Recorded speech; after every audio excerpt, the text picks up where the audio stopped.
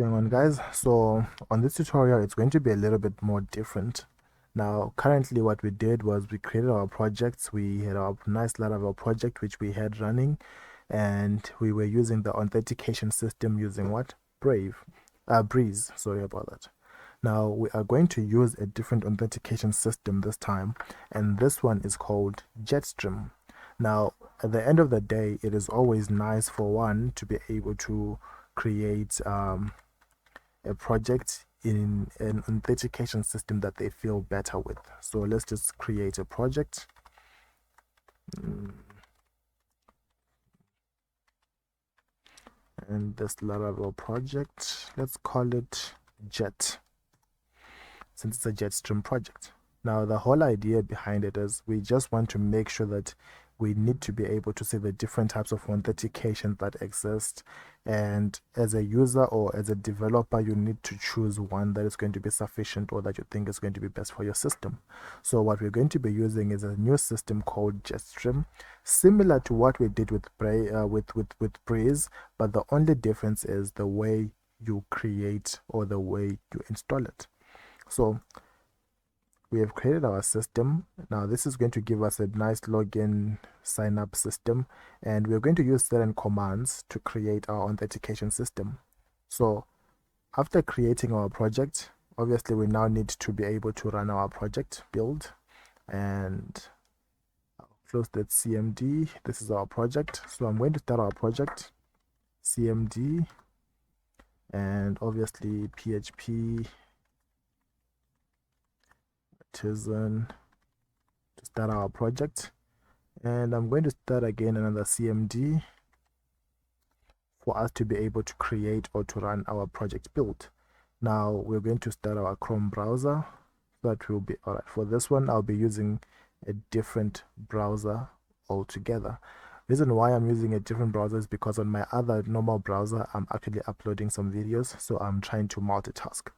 So at 127.0.0.1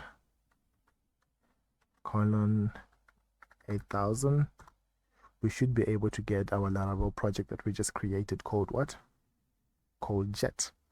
Now we are going to run certain commands, and I'm going to create some form of PDF or some form of a text document whereby let me open my notepad.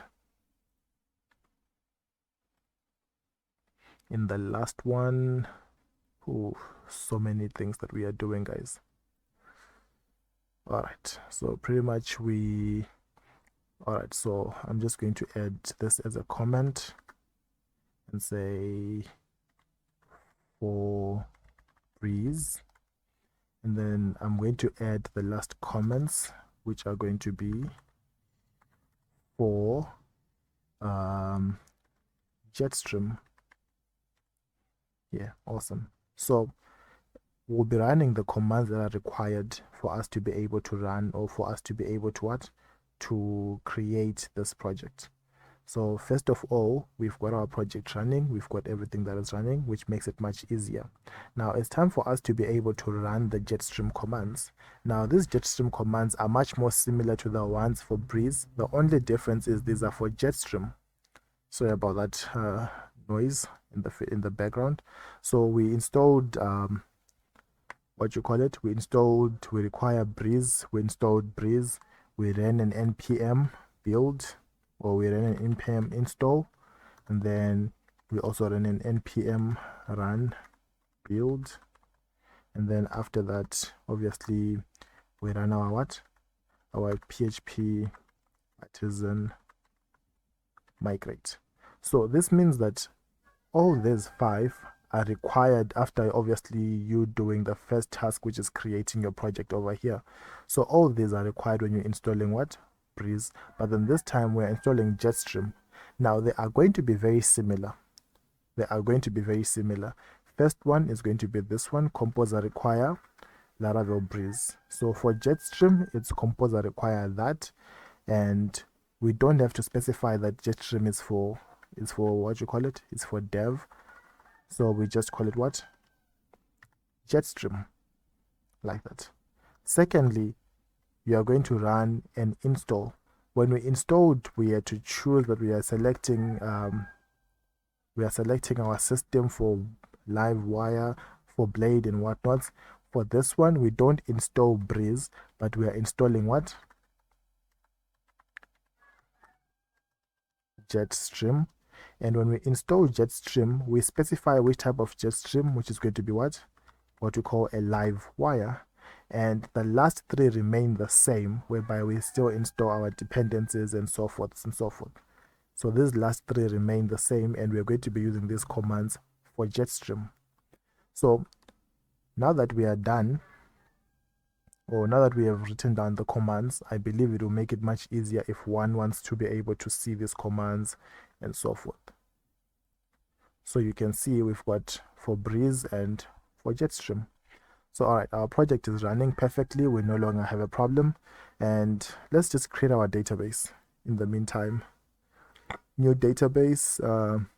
I'm just going to call it Jet. Yeah, just going to create a database called what? Jet. This is just for the meantime.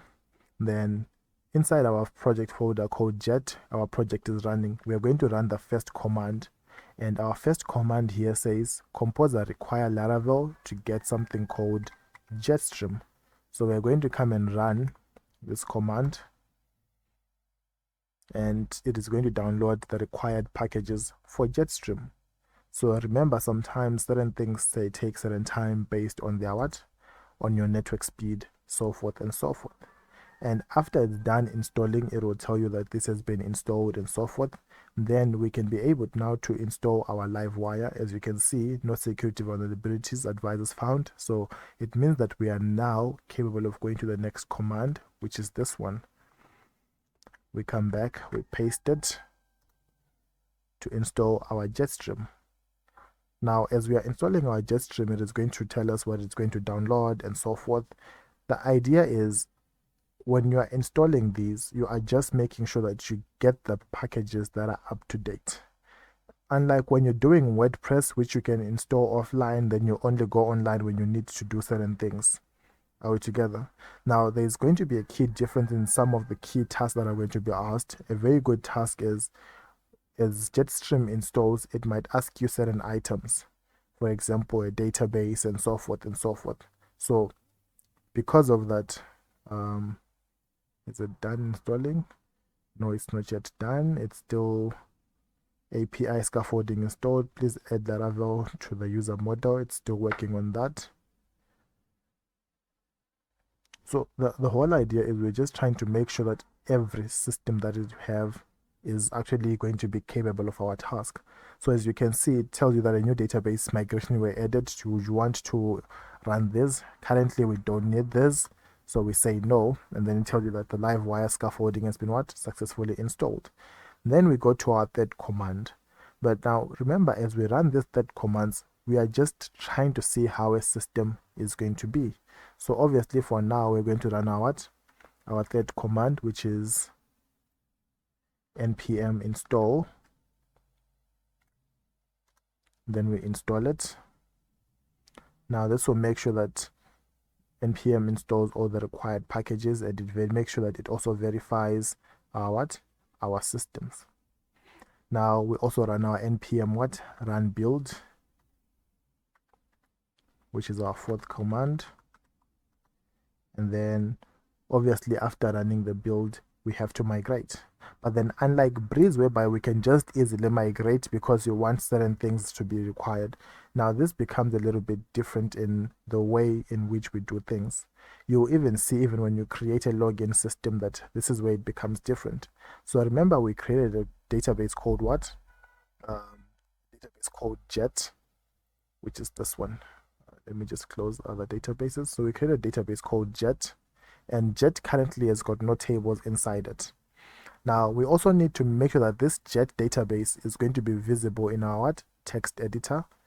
So in our text editor, allow me to close off all the other projects and allow me to actually remove these projects. Let me just remove the project folder, remove it. Let me remove all the project folders that I have to make it much easier. Now, Jetstream authenticates in a little bit different way as compared to what we were used to in Laravel or in Breeze.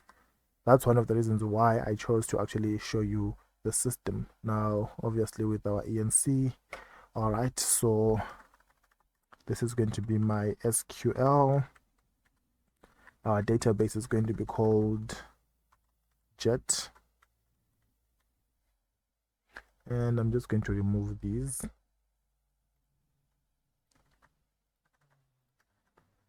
All right.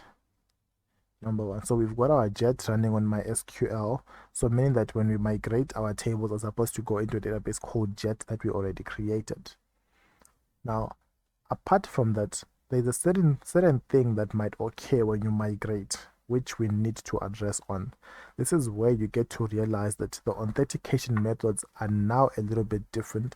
It's no longer just authenticating on connecting to the database, but on making sure that the information that is going to be communicated with the database is also in a what? In a secure manner. So before we even do that, let's just run our migrate table command so that you can see what I'm referring to. Let me close this. PHP artisan migrate. And as you can see, our tables have been what? Have been migrated. Now, sometimes you might encounter an error whereby it tells you that this table doesn't exist and whatnots. Now, what you might need to do is before you say no and so forth, you need to make sure that your database is seen in the connections. So what you gotta do is you gotta come back to your folder where you've got your information. Then you go inside your configurations and databases. So inside configurations and databases, you will see that you've got a default database connection for SQLite, which is not really much of a difference, but it already contains an SQL driver to make it much easier. If you're using a different port connection, then you specify the port in the what? URL. Then you can now change the name of the database over here to the database that you created inside your system. So remember, we're using an SQL driver, not an SQLite driver. Hence why I went to my SQL so that you'll be able to understand. It also has MariaDB, PostgreSQL, SQL Server. So these are the different types of what? Databases that are what? Going to be there. And if you change that and you come back and run the migrate command, pretty much your table is going to, or your information is going to migrate without any issues. Now, after running the migrate, let's just take a look at what our Jet database now has. It has the same databases and same things, but now let's take a look at how our system looks from as compared to Breeze. We refresh. As you can see, it has changed a little bit from what we were expecting, the dark one on Laravel 12. When you click login, it has this different logo as compared to the one that we had with Laravel Breeze. When you click register, still similar form. So let's just create an account. I'll just use that name, that email address. And for the password, I like using my own passwords that I'll easily remember. 1, 2, 3, 4, 5, 6, 7, 8, 9. 1, 2, 3, 4, 5, 6, 7, 8, 9. Then we click register. After we've registered, now take a look at this. The dashboard now contains more information as compared to the dashboard that we had with what? With Laravel or with Breeze, to be more precise. So with Jetstream, the dashboard is a little bit different as compared to the dashboard that is used with Breeze. That is really the main key issues, and you can literally see that you even have multi-factor authentication. You can log out of different browsers, meaning that you can see how many browsers you are connected to on that very same session. And one of the other most important things is being able to update your information whilst before you even go to the database. But as a security measure, these are my two most important. Seeing how many browsers you are on, or how many browsers are connected, that you are connected on the system on, and being able to have a two-factor authentication for security on your what? On your system. And you may retrieve this token from your Google phone authenticator or an email or whatever it is, but it can utilize a two-factor authentication system. But other than that, this is how or where we get to see the main big difference between Laravel and Laravel Breeze and Laravel Jetstream. Thank you so much for this tutorial. Let's meet again as I explain Jetstream in the next tutorial.